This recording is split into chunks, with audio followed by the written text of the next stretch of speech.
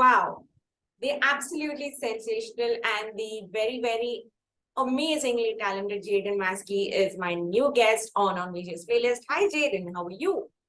Hi Vijay, hello. Thank you for having me on your show. How are you doing?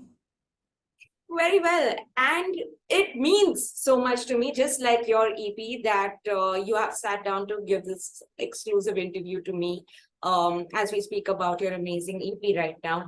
But congratulations. You've been releasing a slew of singles since 2020, and you're finally out with, your first ever compilation as such. Yeah. Means so much actually for those of you who have just tuned in. It's already streaming on all the leading music streaming platforms. So please go and check it out. But Jaden, what has been the initial response? What has been your initial reaction to just the release of a full-fledged compilation after 3 years of making music? So frankly, with all the singles that I've put out, it's a very short process. You release a song within the first week. If it isn't really doing well, then that's it. You work on another single and you go forward. But with this EP, I've been working on it since 2020, just started. So some of the compositions date back then. Some of the compositions, in fact, started this year, one of them, which was mean so much to me. So I think with this EP, it's more of a long-term vision that I want people to, have these songs in their easy listening playlists, playing in their homes, or when they want in some sort of occasion, in case they're feeling sad or, they just want a mood change. I want this song to sort of appeal to them in all these times of need, so it's not a project that I'm quick to let go of as compared to the singles in the past. Initial response has been really great. People are loving the EP. They have taken to the emotions that I've put forward in the song. So the original meaning that I actually wanted people to understand from it, they've understood those emotions. So that's, as a songwriter, my job there is done. But I think more importantly, it's me releasing these emotions through these songs out there. So I've let go of, those emotions and those feelings, and I can finally sort of move on in my music and try out different genres, different songs. So yeah. For those of our viewers watching who aren't aware of Jaden's origins, Jaden, you're from Goa, and I think it was in 2016 that you moved to Mumbai, and since then you've been learning from 2016 was when you had started learning production. Although you have been, music has been pretty much ingrained in your, in your upbringing. I believe you started singing when you were 8. And you, by the time you were 12, you picked up the guitar. So how do you look at, from where you started and now, how it's, sort of progressing? So how do you look at, having traveled the distance? So I think I'll just correct you there. Actually, I moved to Goa from Mumbai when I was in 2016, 2017 actually. Okay. And then I came back to Mumbai.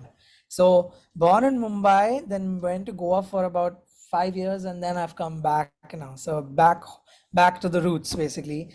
So yeah, beginning in 2016 after the 10th standard was when I sort of started doing covers. Until then, I had all this talent per se, but I never really used it to showcase my voice or my skills in my instruments. So when I started putting out these 1-minute covers is when I started gaining some sort of traction, because it was a new thing on Instagram back then. You could only post a minute of video. So I used to do 2 parts. Part 1 was half of the song, part 2 was the other half. And I sort of got that, the ball rolling there. And then when I moved to Goa, I realized that I had the passion for making music. So I ended up buying a microphone, and just from the phone recordings, I stepped it up to recording on a mic, and the video quality improved a little bit. So that's how I started. And now today it's, all of this comes very naturally. I don't have to force myself to be in this. It just comes. The quality of work and everything has just improved so much since then. But yeah, that's the journey. That's how it started. Original music started when I moved to Goa, maybe 2019 actually. So about 3 years of doing covers, and then I sort of said, let's try out my own sound, see what I can come up with.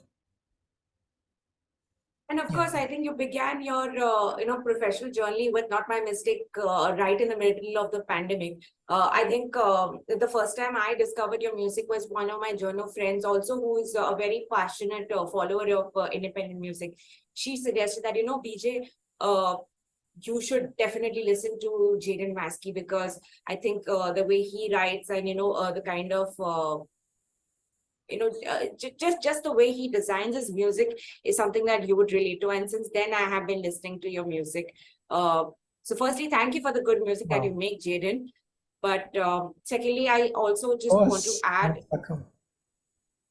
But secondly, I also want to add that what, as a listener, how I relate and resonate with your music is, I see that you have a penchant of really delving into very, very deep emotions and, kind of drawing out vulnerabilities and unexpressed emotions that aren't really spoken about in the public domain. So, Yeah. how, in your opinion, if you have to look at yourself objectively, have you reached that kind of, emotional connect? Wow. Yeah, I think this was the perfect question, and I'll direct it straight to this EP, in fact, where every song till date, when I listen to it, takes me back to this, these certain times of my life where I actually wrote them. So, for example, a song like "Forgive," which is part of the EP, Yeah. I wrote it at a point where I was so angry at somebody that they've caused this pain in my life, and I had to forgive this person because otherwise I wasn't able to move on with my life. I wasn't Right. able to live my life without constantly thinking about how this person has harmed me or caused damage to me. So I um, I basically sorry, when I was writing it, I wrote that song pretty much in 10 minutes. This In peak 10 moment, minutes. yeah, in 10 minutes. So this peak moment of anger Wow. and release is where I just started writing and everything was flowing. So yeah, the basic songwriting just happened there. And after that, I just left the song. I didn't really work on it any like further, recorded that voice note, and that was it for months. And then after I realized that that was one song that I felt really strongly means so much to me, was a really another one that was quite strong, because the whole song is about how are people supposed to know how much you mean to me. I wrote the song for my girlfriend, and how are people on the external world going to know what you truly mean to me? So they take advantage of me and us as a couple. They throw their weight around. They don't let us be, or let us just be our true selves. So that song was sort of talking about that, and it's only today that I'm able to do that so freely and express these emotions. But if you notice, none of the songs really have a direct, like, it's not pointing out anyone in particular. Yeah. That leaves this open interpretation, so that today it was my emotions, today it was my anger that I was feeling, but tomorrow as a listener you could have these similar feelings, and when you hear it, it might even bring to light something that you were avoiding or not thinking about. So yeah, honestly, this whole EP has been a more than anything a project of me letting go of these emotions and certain feelings that are so deep that, as you said, people don't really talk about. So even some people have said they can't really understand or can't really relate to a certain thing, and I said, yeah, the thing is, it's not meant for everyone, and not meant for Yeah. every single It's not a person. one size fits It's all kind of a thing. absolutely. Yeah, yeah. So one day in your life, you may come across an event or something may happen to you in a similar fashion, and that's when you'll remember that this was what I was talking about. Yeah. Now that you have you've spoken about forgive in such a in such a context, it's now actually compelling me to go back to I mean, I have I mean, to my good fortunes and to the fact that I was able to afford that kind of luxury of time, given my rather erratic schedule these days, that I was able to listen to your EP, quite leisurely, Jaden. And I have to say, my favorite song though is When You're Around. And there's something very assuring and comforting about that song. And even though when it's that kind of song that's not necessarily designed for couples who are in love. I mean, even if, for singletons out there, who are hoping that they can have, that kind of love in their lives, there's something very hopeful about when you're around.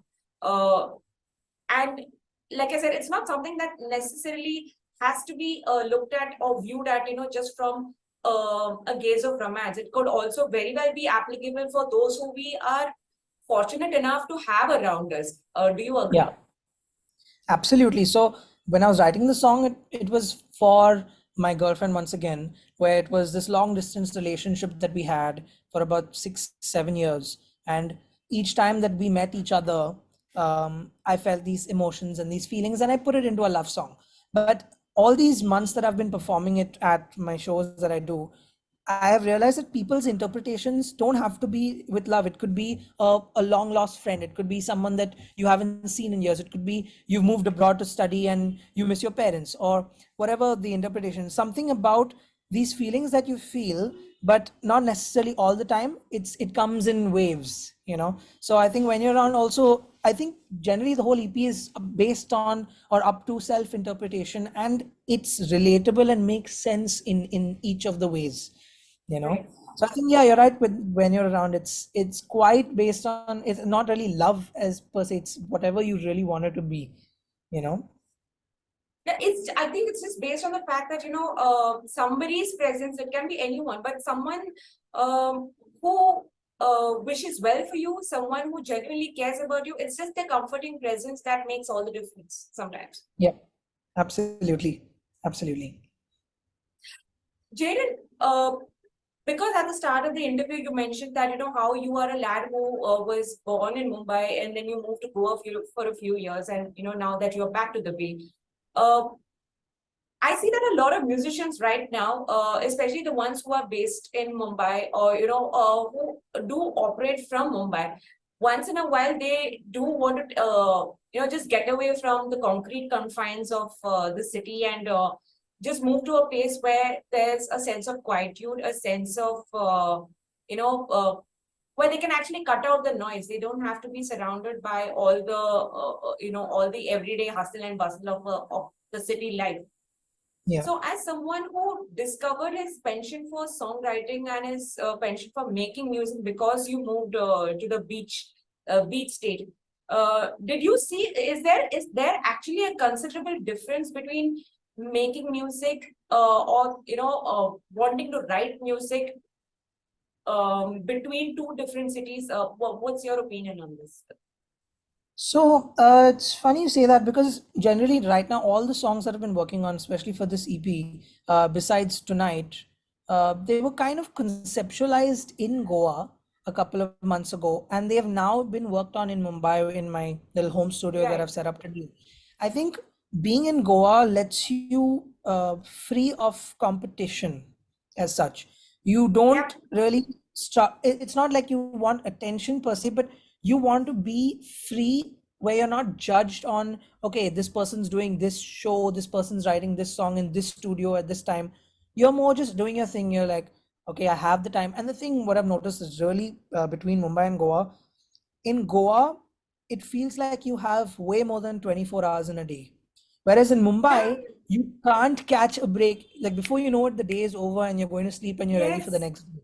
So Yes. you're always chasing time. Whereas in Goa, I can sit for 10 minutes and it will feel like I've been there for like a long time. Like these 10 minutes are taking a while to go by. So I think that paired with the pandemic, when I started writing, gave me so much more time than I could even utilize effectively.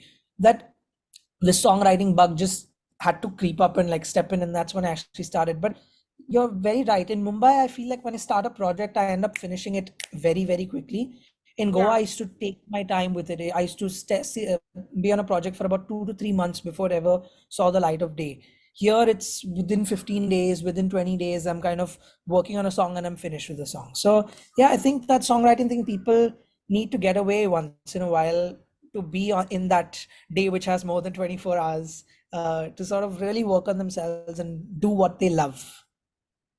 So you do believe that, somewhere where you sit and work upon your material. I mean, and I'm talking about it geographically, it's somewhere directly or indirectly does affect the quality of music you produce. Because I think you're right when you say that when you're based in the cities, there's so much competition. So the pressure to produce more work is, or it's kind of an obvious. It's kind of like that pressure does come onto you that okay, you want to put out more work, you want to cut through the competition, you want to make yourself more visible.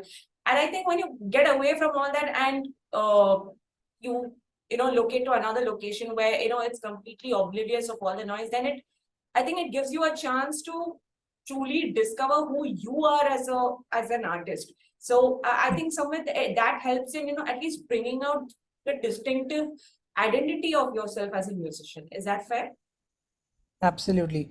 I think when you are in a place where there is not constant criticism or scrutineering of your work or of your every move, that's when you truly realize that this is something that I love. And this is honestly the songs that you can write when you're in solitude or in peace come out way better, and even in terms of the words. Because I can write a song in Mumbai, I can write a song in Goa in the same time span, within the same melody and the same tempo. But somehow the words that I choose in Goa would probably be different to what I would say if I was writing that same song here in Mumbai. Yeah. But Jaden, like many, you're also one of the few, up and coming musicians now who have been, lockdown discoveries in a way. So how do you look at how your journey is evolving now in a span of 3 years? Having begun with Not My Mistake since 2020. I think like a lot of people nowadays, like today with the whole Instagram reel era, there's a lot of viral reel artists right now. So they make a track that blows up, and then they are on this sort of high basically trend that they are riding, which they've created, and that's absolutely their Yeah, their work, and that's perfect. But I think with someone who's been there for a bit, at least 5 years and over, before this whole reels thing came about, yeah. you are mentally prepared for a lot of slow months, a lot of gradual growth. Mm. So when I eventually do blow up or go viral or whatever, I am more in tune with, okay, this is my quality of work, this is how much I've put out over the years, and I'm not going to be shocked by that growth. I've seen people, even someone that I know that has blown up on the reels, and after that couldn't even say they said, hey, this is my song, they showed the idea and the idea did so well, and they're like, okay, now what do I do? So for 2 years they couldn't even complete the song because there was so much pressure on that song, and Yeah, then they complete yeah, the song after that. yeah.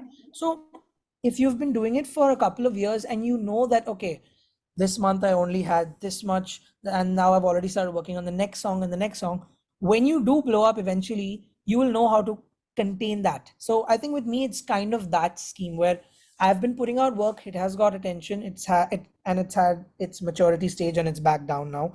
And then I've put out new work that I'm proud of, and that has its stage and that comes down. So I think I'm quite used to this stuff of not doing well, certain songs doing well, and that's how it sort of made me a little more tough, I think, in this industry.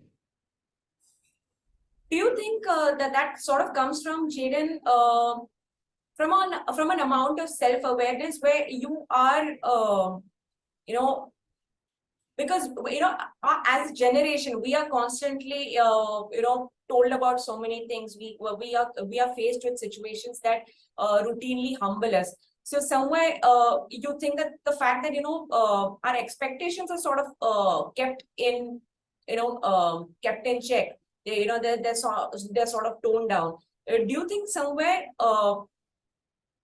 the lack of expectation in general sometimes, do you think somewhere that helps in sort of dealing with the pressures of being in an influential job? Do you think somewhere that's how it falls through?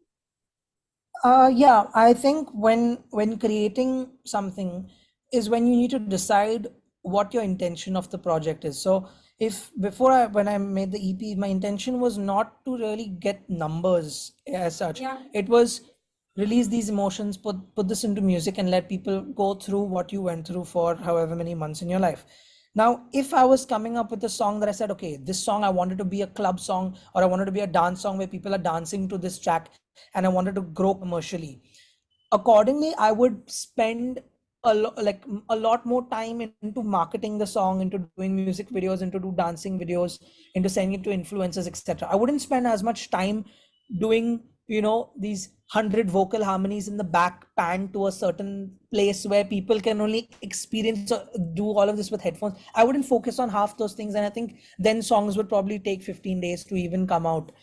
Yeah, Now when it's taking 2 and 3 months, I'm focusing on what my intention was. I want right. people to hear the emotion through my songs, to feel my words, to understand them, and that is my emotion. Tomorrow I might say, okay, I want to make a dance song that really grabs people's attention. I want the numbers to grow, and that's when I'll shift my focus to, okay, this is how much I'm going to spend for marketing the song, and that's what I mean. So as long as your intentions of the song are right, I don't think you need to drop your expectations. You need to set the right Yeah, intention. yes, That is yes, yes. the balance. Yeah.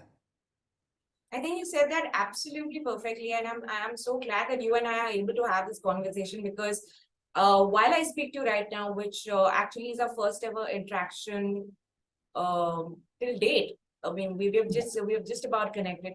I think through the course of the conversation, I'm able to relate to the fact that um, there is I can sense there's a common ground that you and I we both hold that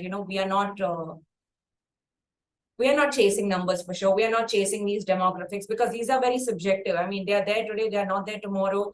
They're very subjective. But I think, like you rightly said, as long as the intent stays intact, everything will eventually work out and it'll all fall in place. Um, Jaden, as a young musician, I think you are soon taking to the stage with Arham Fulfagar and Gauri Bhatt, both amazing artists in their own right, equally young, equally talented and exceptional. How does it feel sharing the stage with two equally gifted performers, who might share or probably do share the same passion and the same commitment and vision as you do? So I've been performing with Arham for about a year per se, since not a year, since last September when I started doing shows with our management. So we are under the same management, all three of us, in fact, Yeah, Farmers Music. And farmers. I've been doing shows with the least amount of people being about 2,500 in the audience. So Aram and I have been doing these shows opening for Lucky Ali for a couple of months, and I really see his passion and his commitment to his work and his music. And um, met him in the studio a couple of times. Gauri, in fact, I've never met.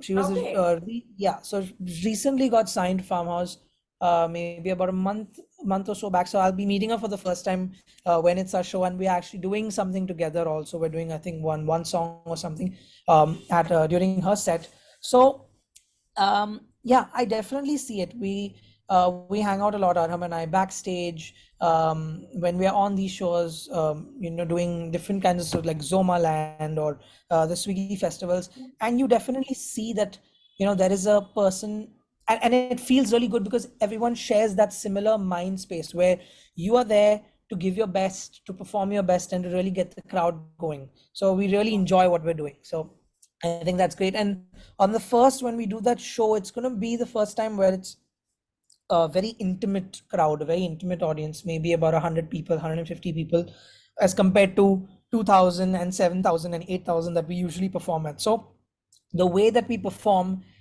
is going to be drastically different and very, very intimate and personal. Yeah. Besides Arham and Gauri, if you have had the chance of ever listening to other musicians, yeah, there's so many amazing musicians who have cropped up, it's since the pandemic. Um, Yeah. so if I have to ask you to mention some of your, the fellow contemporary artists that you love listening to at leisure as a listener, who would they be? I think in the Indian scene, there is a lot, definitely a lot to choose from. And it's surprising to say that because it's India and everyone's always been listening to Western and foreign artists, but there are so many great Indian artists. So a good friend of mine actually that I've been listening to, his name is Sumayoki. He is up and coming from Sumyoki, Goa.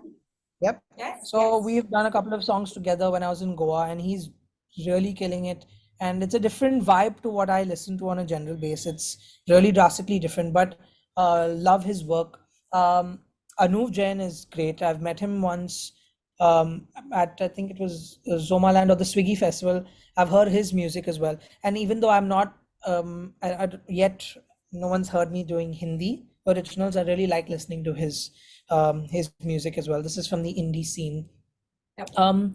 There's quite a few more. I can't really get recall their names right now. I've heard a lot of them on the Radar playlist on Spotify, and that has quite a lot to hear.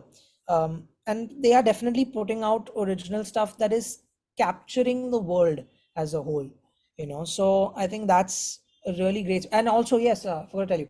So there's Sparsh Dangwala that I've heard from Yeah. Delhi. There is someone called Semwal. I'm not sure if you've heard of him. Someone, He yes, is, of course. oh, he's fantastic, and I really, really love his sound. The R&B, it's stuff that you would never hear in India before. It's so lovely, so different. And yeah, those are a few, about 4 artists that I like listening to a lot. Yeah. While making music now for 3 years, if there is, I mean, to conclude our chat, if I may ask, having now made music actively since 2020, while making, is there a particular process that you stumble upon that you feel that, okay, this is something, while I'm trying to get better at what I do, this is something that I'd like to work upon and, hopefully invest in getting more, technically sound knowledge about this process, or I would like to, look up more tutorials or more, handy guides over how I can better myself in my processes. Is there a particular thing? Yeah, so when I started through covers itself, I sort of got basic production knowledge. Okay, this is how I record, this is how I do the guitar, this is how I sync them. That was it. That was my production. Moving on to originals, then it became okay. Then I can add this sound, and I can layer a piano, I can layer some drums, I can layer a bass, and that became slightly more. Then I didn't stop there. I said, okay, now it's time for me to actually grow my knowledge. So YouTube and stuff was always going on. But on the side, I did a course with a person called Zubin Balapuria, who did Yeah.